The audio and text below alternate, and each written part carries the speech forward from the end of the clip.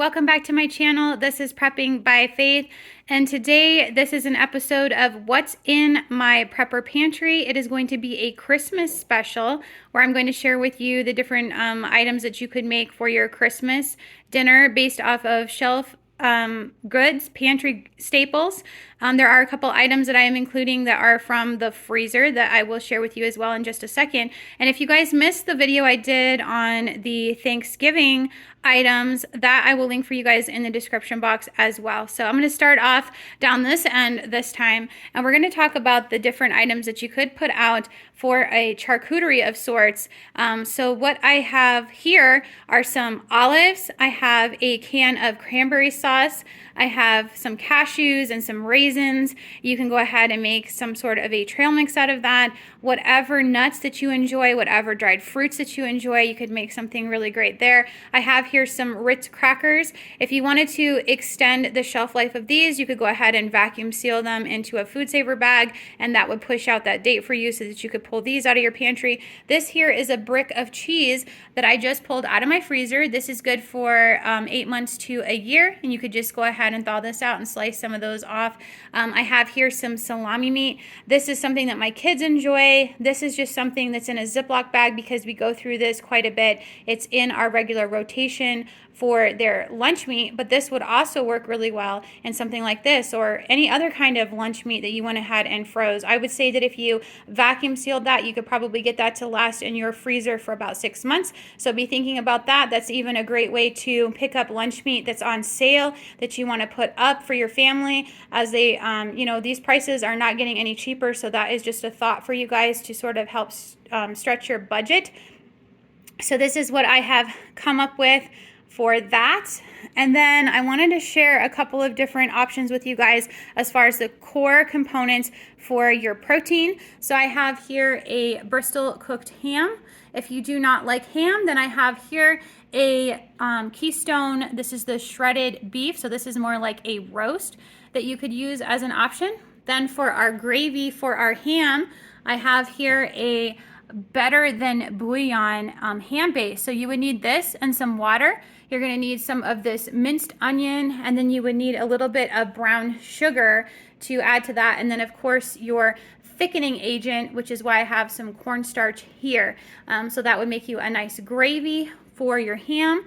Or for your beef, you would need some beef broth or a beef base, or cubes or whatever you have, with water if you needed that, and some onion again, and of course the cornstarch to thicken that. I have back here the Idahoan mashed potatoes. As you guys know, you're going to need some butter with that. So I do have over here some shelf-stable butter. As I have mentioned before, butter is another item that you can freeze for up to a year, the salted version. So all you got to do is grab that and stick it in your freezer. So if you had that on hand, you could just use that.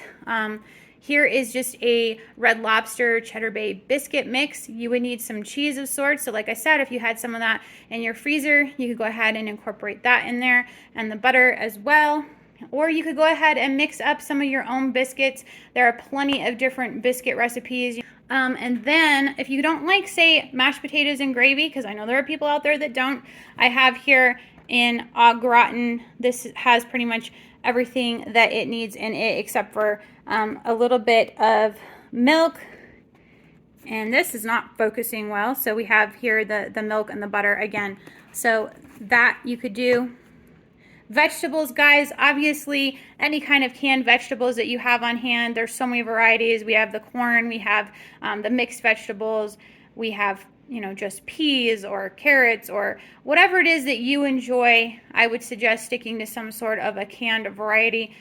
Green beans, I just didn't haul one out here. So the item that I have come up with for a dessert for said Christmas dinner is a Black Forest cake. This is one that I think many of us forget about. It's not something that we really think to make.